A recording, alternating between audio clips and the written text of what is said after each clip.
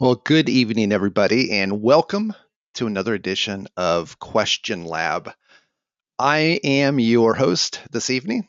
This is Jeff, Director of Product here at USMLE-Rx, and filling in tonight. You are typically listening to the dulcet tones of Sean.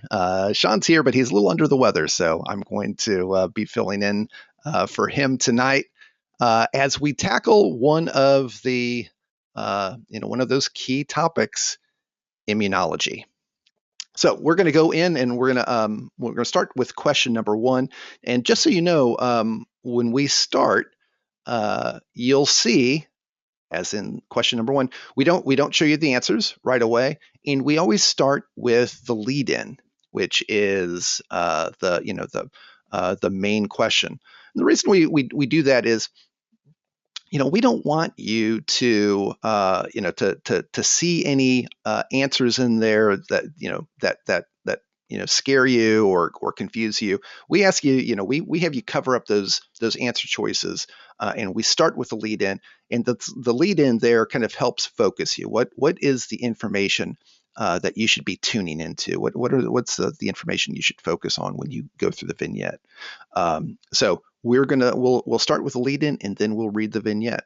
Okay. So question number one: this patient's underlying condition also predisposes her to infections with which of the following organisms? Okay. So with that, let us read the vignette. A 23-year-old woman goes to her family physician with a 6-day history of dry, progressive cough, rusty-colored sputum, chills, subjective fever, and malaise. She states that she experienced similar symptoms in an episode 5 months ago and was treated with antibiotics. Her past medical history includes an allergic reaction to a blood transfusion. On physical examination, her temperature is 38.9 Celsius and her respiratory rate is 28. Breath sounds are decreased in the right lung field and crackles are heard on auscultation. A chest x-ray shows an infiltrate in the right lower lobe. So again, the question: this patient's underlying condition also predisposes her to infections with which of the following organisms? And to get into it, I'm going to pass it to Paris. Paris. Thank you, Sean. Thank you, Jeff. So, like Jeff said, so what we're going to do is we're going to show you what we think are the important clues in the vignette and the lead-in. So on the next slide, what we have are we have highlighted the important clues that we think in the vignette and the lead-in. So we'll go to that next slide. And so in that vignette, anytime you have demographics, that's going to be important. So in this case, it's a 23-year-old woman. All of the signs and symptoms that she presents with are going to be important to this diagnosis. And I won't, just for redundancy's sake, I won't read that. But anytime you have something interesting in a vignette, like an allergic reaction to a blood transfusion, anytime they give you something kind of interesting and out of left field, you definitely want to make note of that and try to really think, what are they getting at with that? They also gave us some imaging findings, some lab findings that'll help us pick up on what's going on, and we'll talk about those later on. So back to the lead-in. So one, it's important to cover up those answer choices and read that lead-in just as it is. By covering up the answer choices, you can kind of really allow yourself from not being biased by those answer choices, and you can really just allow your brain to start thinking of possible answers to that lead-in question. So when we look at that lead-in question, an important step is how many steps do we think that question is asking us? And with this question, I would say this is maybe a 2-step, maybe a 3-step question. I think, one, we need to figure out what her underlying condition is. 2, based off that, what is she predisposed to? And then, maybe which specific pathogen or organism in that. So maybe a 3-step question, depending on how you stretch it out. So maybe a 3-step question here. So let's go ahead and take a look at those answer choices.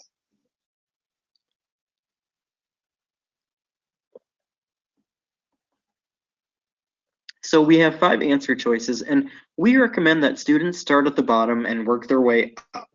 So start with answer choice E and work their way back up to answer choice A. And the reason we do this is because a lot of times we'll see students start at the top, they'll see something they like, they'll select it, and that's actually the wrong answer. Doing it this way prevents you from biasing yourself and allows you to make sure that you've read all the answer choices. So we'll go ahead and do that now.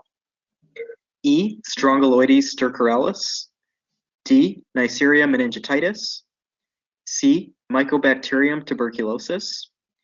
B, HIV. And A, Giardia lamblia. So we're going to go ahead and open up the poll. Go ahead and select the answer choice that you think is the best answer, and we will talk about it in just a few seconds. Okay, everybody. So it's go time. Again, we've got the poll up. So take your best shot. Let's see, we've got answers starting to roll in here.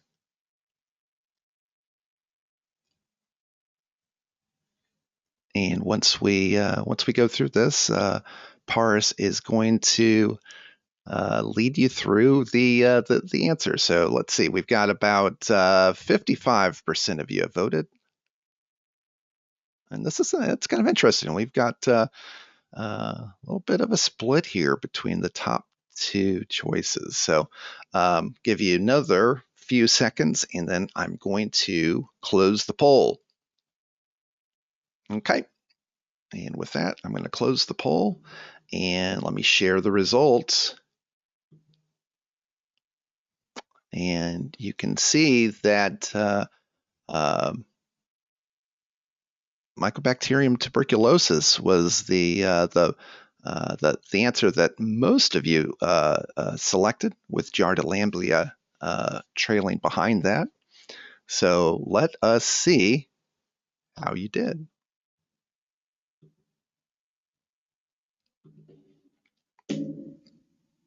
And the answer is A, Giardia lamblia. So, sorry for the misspelling there. Let's see what was the rationale, Paris?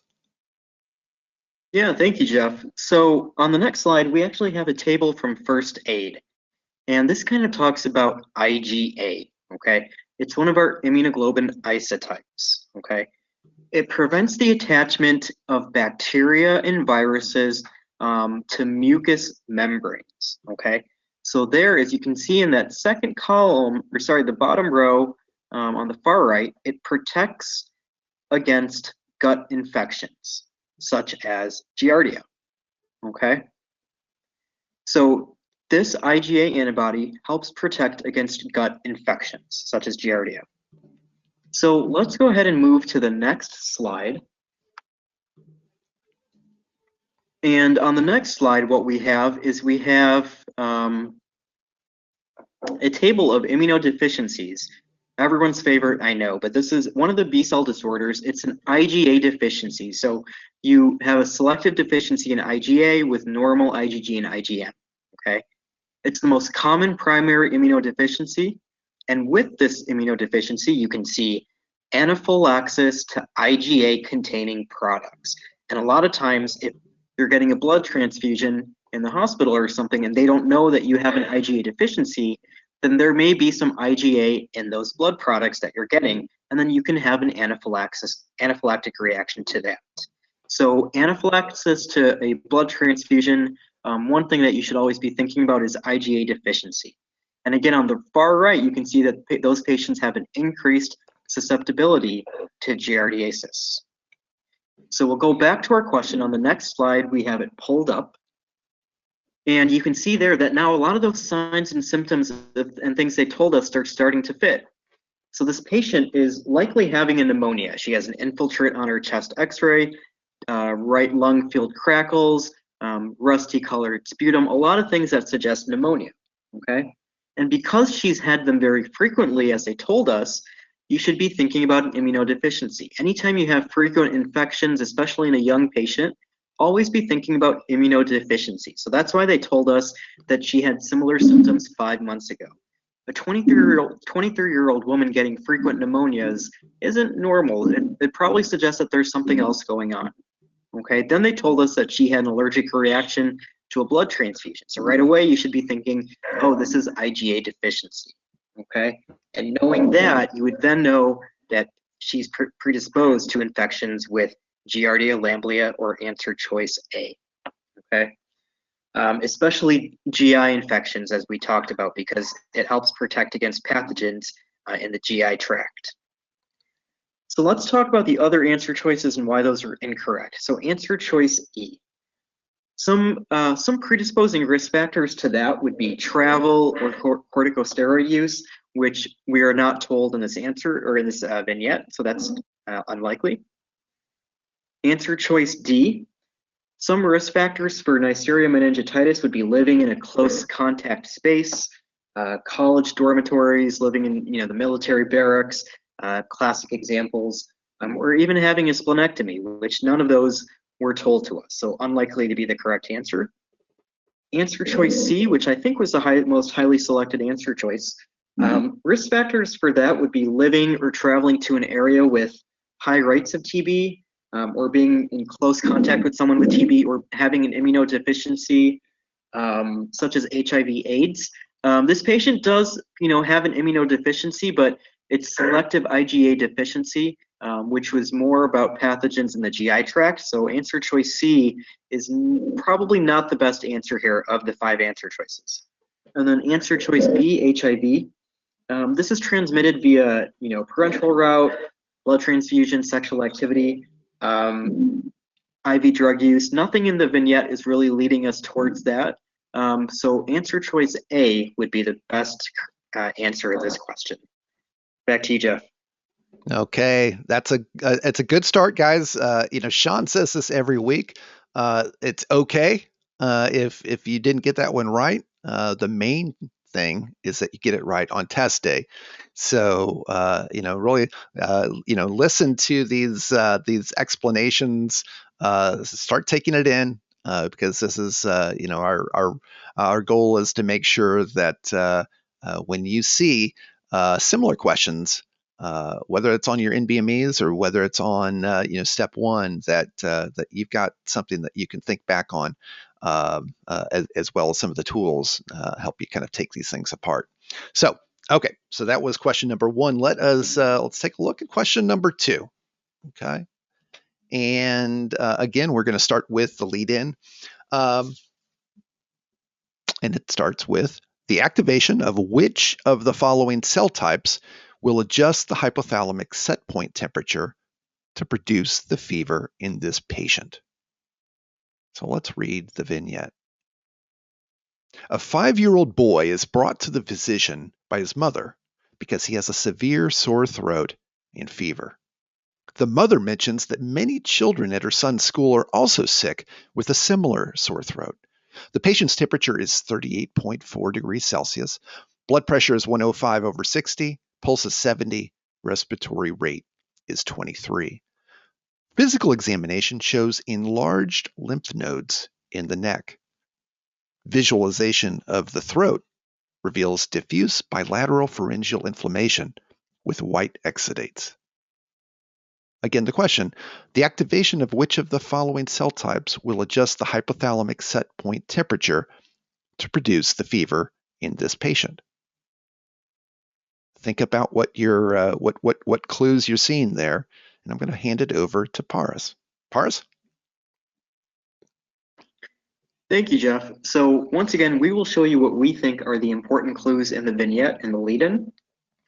So anytime you have demographics, so 5-year-old boy, so this is a pediatric patient, okay?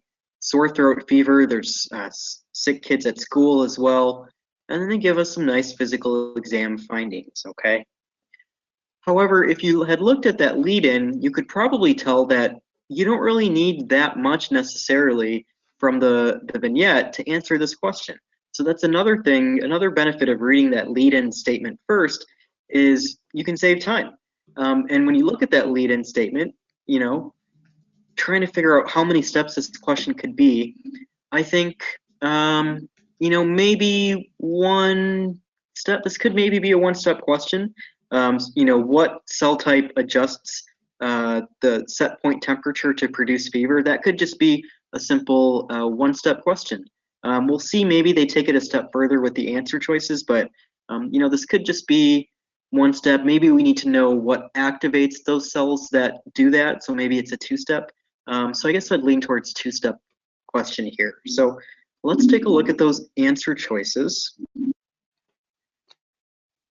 And once again, we will start at the bottom and we will work our way up. So answer choice E, T cell, Th2 cell, D, Th1 cell, C, regulatory T cell, B, macrophage, and A, cytotoxic T cell. So we're going to go ahead and open up that poll. Go ahead and select the answer choice that you think is the right answer, the best answer in this question, and we will talk about it in just a few seconds. Okay, had to shorten this a little bit, but again, it's the activation of which of the following cell types will adjust the hypothalamic set point temperature to produce the fever in this patient. So go ahead and make your best pick, and there's no harm in guessing. If you feel like you're a little bit lost at sea, that's okay. We're here to learn, we're here to prepare, and we're here to support each other. Okay, so looks like we've got about half of you who have voted so far.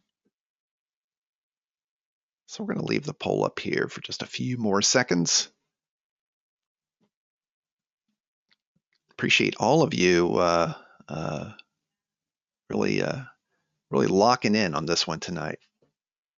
Okay, so with that, we've got over about 70%. So we're going to close the poll and look at the results.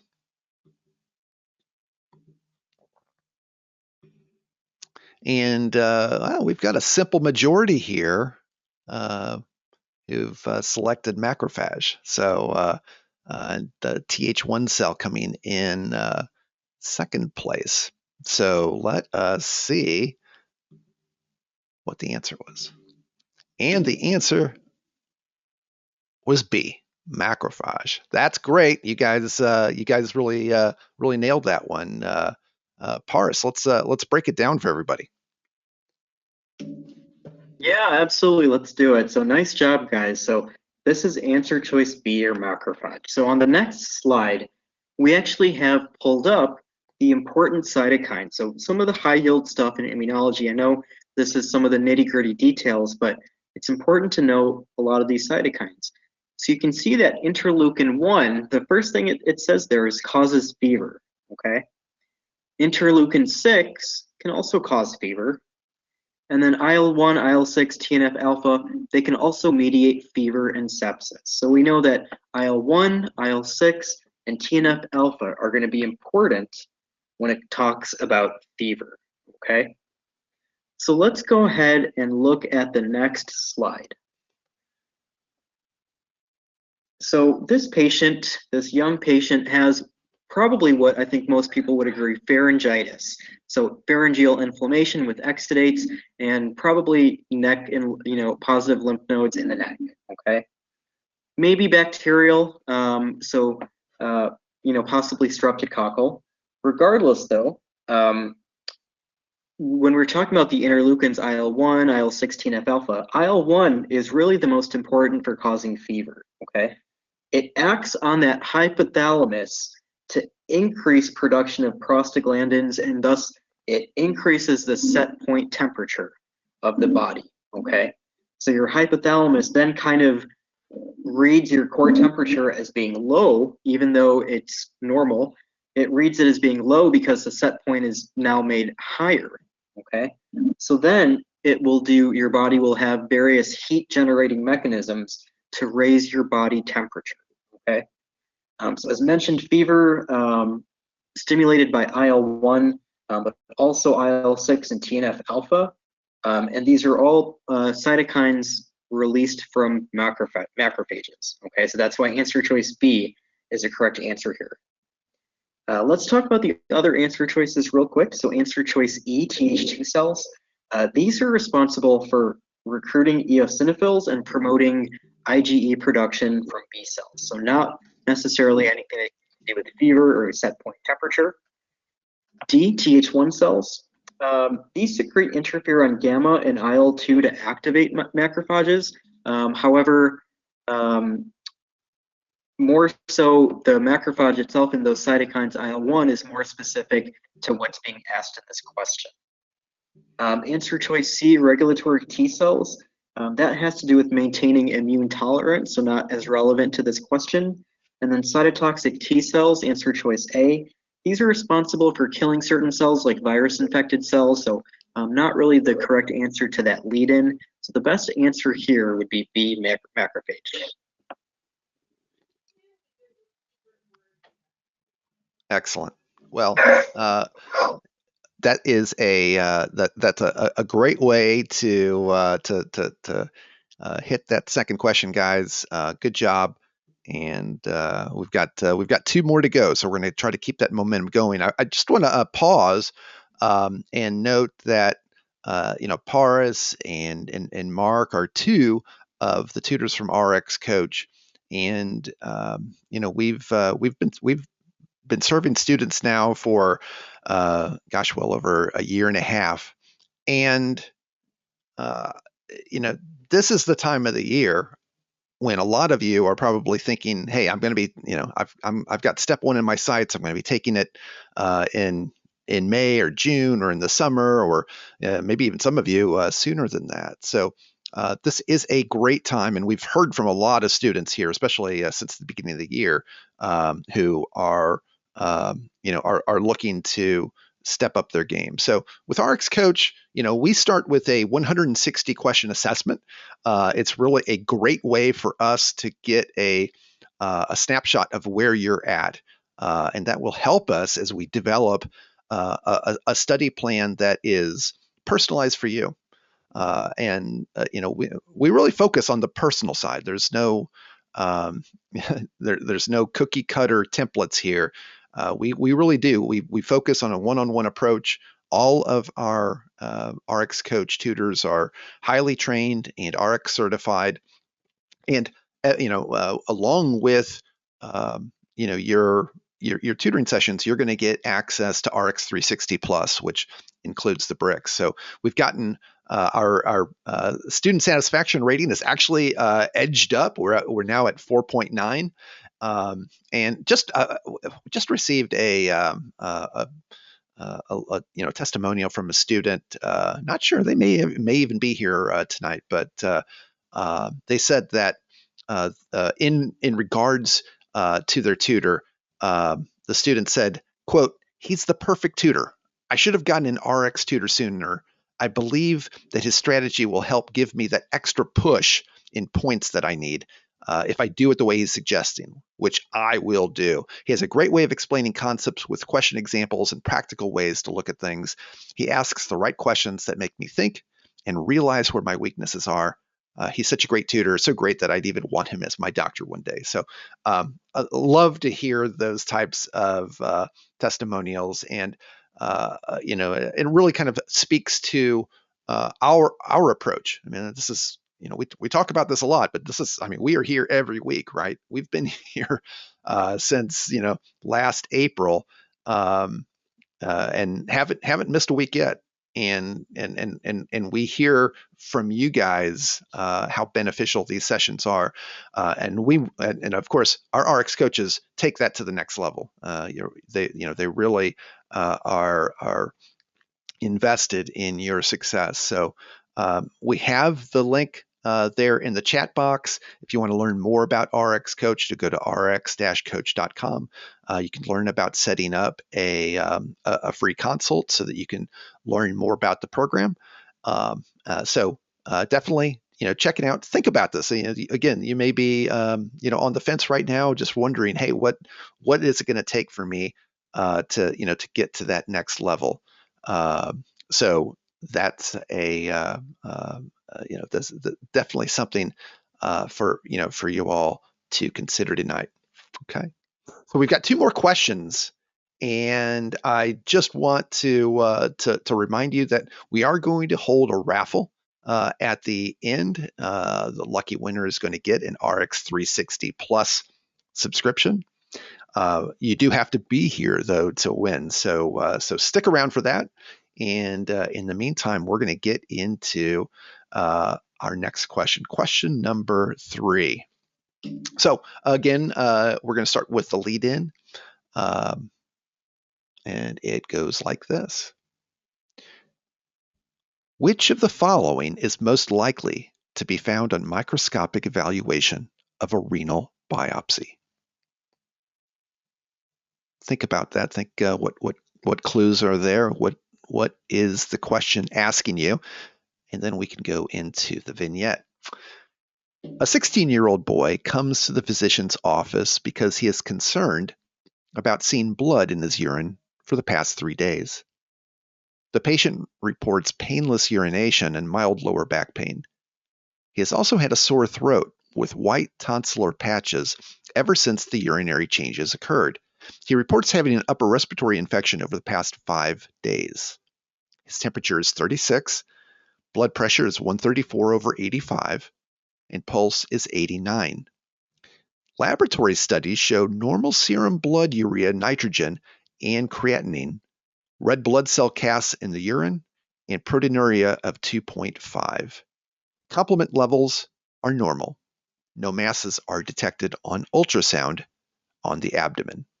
So that lead in, once more, which of the following is most likely to be found on microscopic evaluation of a renal biopsy? And with that, I'll turn it over to Paris. Paris. Thank you, Jeff. So once again, we will show you what we think are the important clues in this vignette and the lead-in. So again, demographics. So 16-year-old boy, especially with this type of question where they're getting at what are you going to see on a renal biopsy? Age, past medical history, those are all going to be important here. So 16-year-old boy with blood in his urine for the past 3 days. Then they tell us about some other symptoms. They tell us he's had an upper respiratory infection. And then importantly, they give us some lab values, things in the urine, protein urea of 2.5 grams a day, things like that. So we'll talk about this towards the end. I won't tell you exactly what it means because that'll give away the answer, but important things, and we'll go through it at the end. So looking at that lead-in, so how many steps do we think this question is? Well, one, I think we need to figure out, what is the diagnosis here? So once we figure out a diagnosis, then we can figure out what would we see on microscopic evaluation of a biopsy. So maybe a 2-step question here. I think that could be fair. So maybe a 2-step question. So let's go ahead and take a look at those answer choices and see what we're working with. Okay, and once again, we will start at the bottom and work our way up. So answer choice E, subepithelial humps.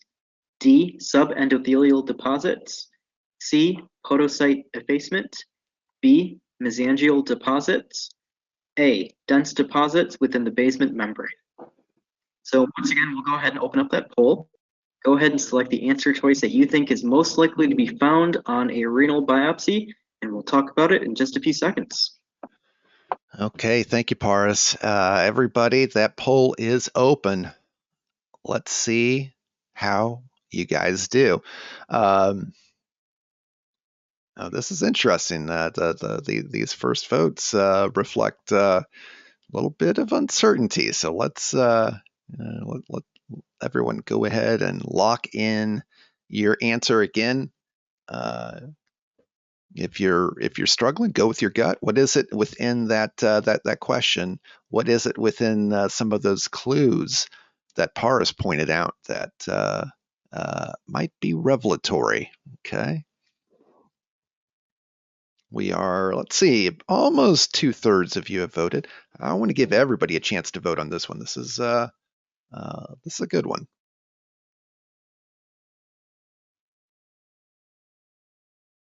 Okay, well, got about almost 75%. Give you a couple more seconds, and then I'm going to close the poll. Okay. Here we go. Okay, I'm going to close it, and we're going to take a look at the results.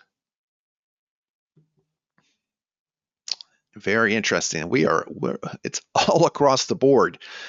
Slight edge to subepithelial humps, but each of the answer choices received double digits, and the subepithelial lumps only at 28%. So this is going to be an interesting one. I'm going to turn it back over to you, Paris, once we look to see what this answer is. And the answer is B. Mesangial deposits came in third, 20%. Okay. Well, let's break this one down, Paris. Yeah, thank you, Jeff. Definitely a tough question, but definitely very representative of what you're going to see on the step one. So let's talk about a couple things real quick. One, we know that this patient had some sort of pharyngitis, okay? Now has blood in the urine and low back pain. Now they actually are helpful. They give us his proteinuria level at 2.5 grams per day.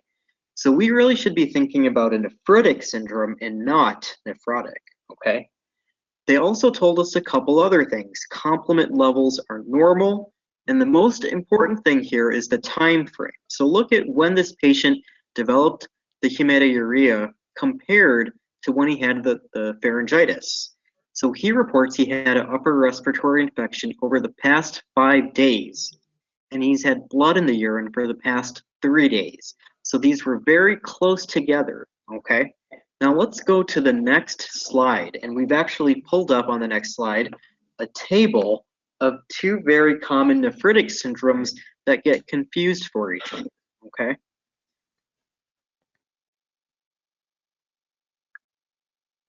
And so here we have nephritic syndrome, and this is comparing post-strep glomerulonephritis with IgA nephropathy, okay?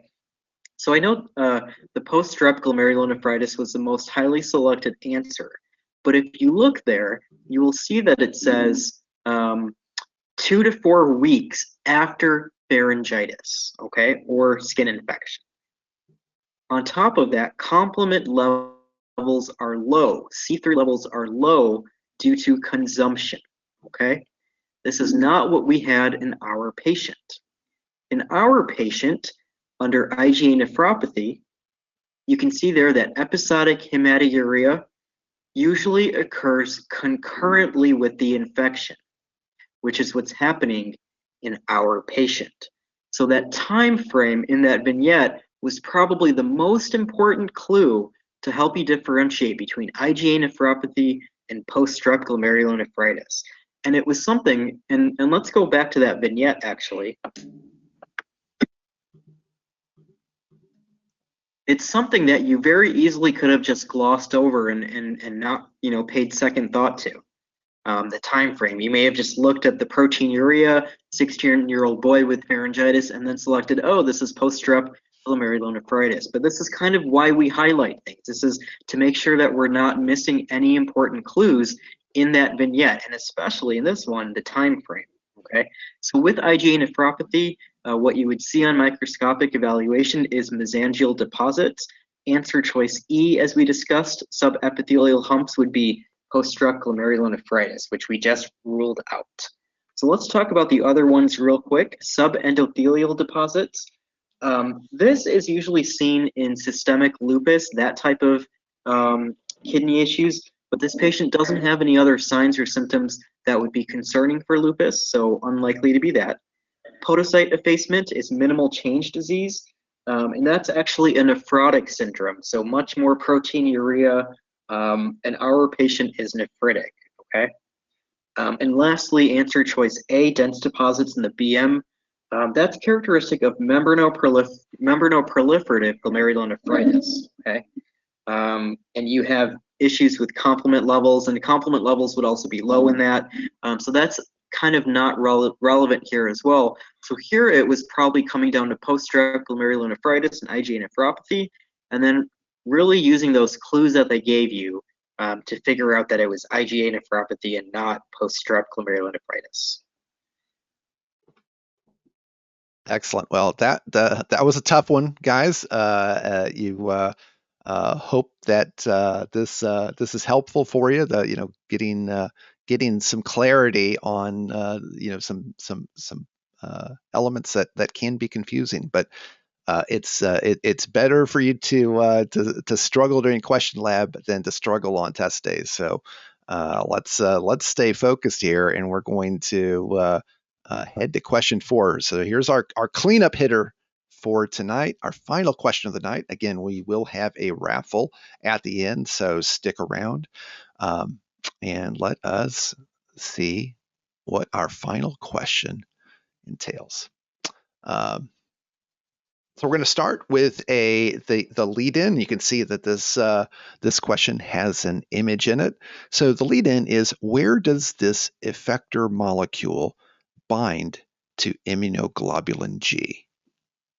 And we'll go to the vignette. After a viral infection, a 7-year-old girl develops autoimmune hemolytic anemia, AIHA. The destruction of the red blood cells is due to an immune effector molecule interacting with immunoglobulin G autoantibodies. A labeled diagram is shown. So again, the question, where does this effector molecule bind to immunoglobulin G? And with that, I will turn it over to Paras. Paras.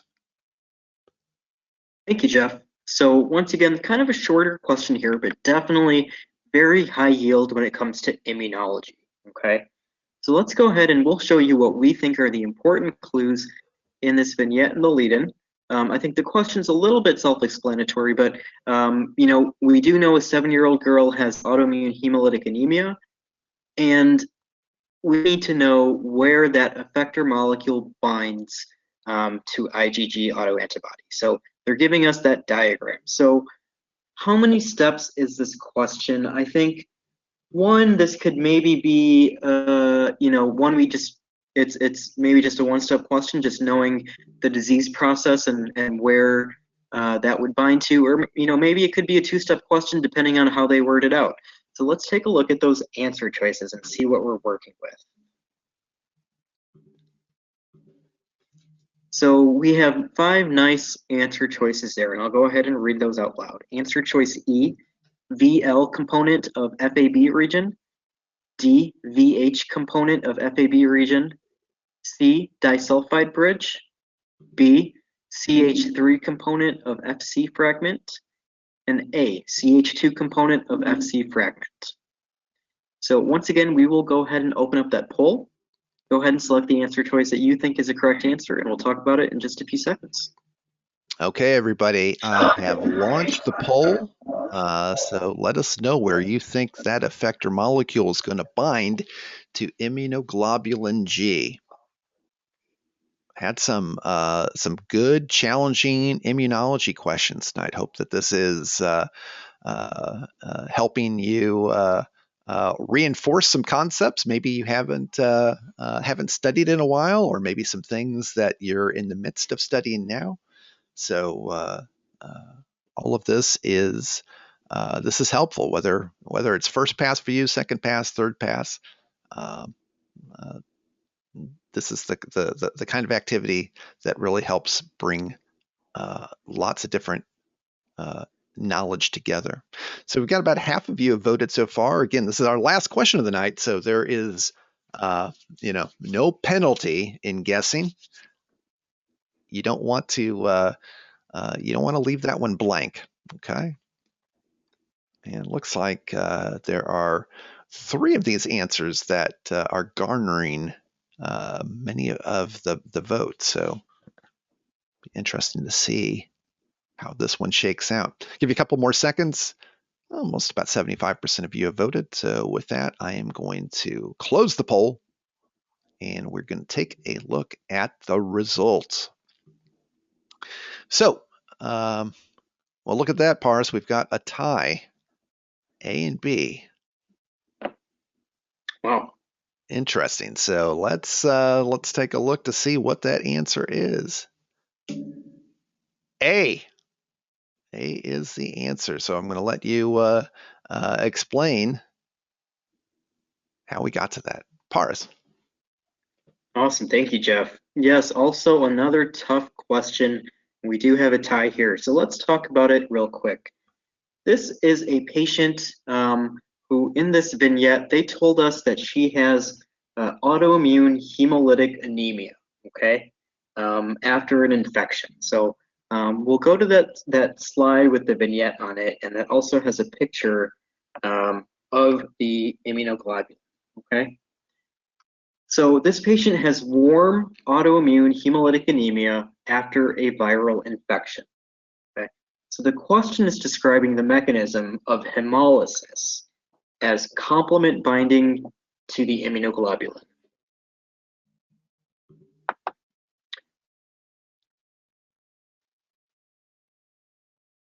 There we go. Thanks, Jeff. Sorry about that. I was still showing the results. Oh, no worries.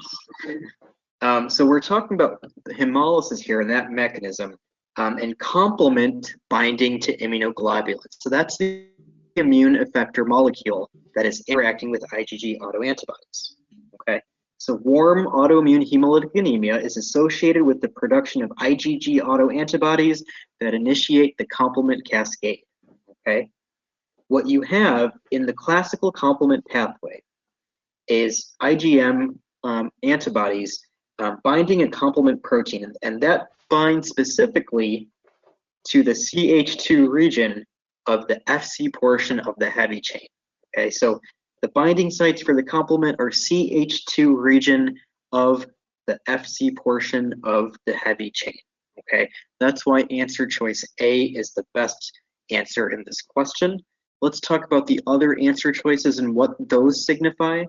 Answer choice D and E, this talks about both the light chain and heavy chain respectively, and their variable regions, okay? And that's known as the antigen binding domain.